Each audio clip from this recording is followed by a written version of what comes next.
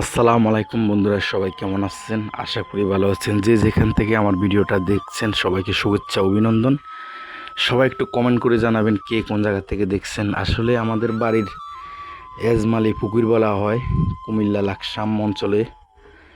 পুকুরটার সবাই অংশীদার আছে, সবাই ভাগ আছে, তাই আজকে মাছ বের দেওয়া হচ্ছে। মাছগুলা অংশীদাররা সবাই মিলে ভাগ করবে। আপনারা ভিডিওটা সম্পূর্ণ দেখবেন, দেখলে বুঝতে পারবেন। আসলে অনেক পুরো বড় পুকুর, তো অনেক মাছগুলো এক এক কাতল মাছ প্রায় 2 কেজি, 2.5 কেজি, 3 কেজি পর্যন্ত আছে। মাছগুলো দেখতে অনেক ভালো লাগে। বছরে 2 বার না 3 বার বের দেওয়া হয়।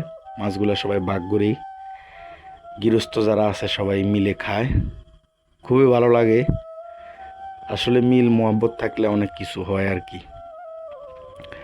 সবাই ভালো থাকবেন, সুস্থ থাকবেন। আপনাদের সাথে গ্রামের ভিডিওটা তুলে ধরলাম। সবাইকে ধন্যবাদ।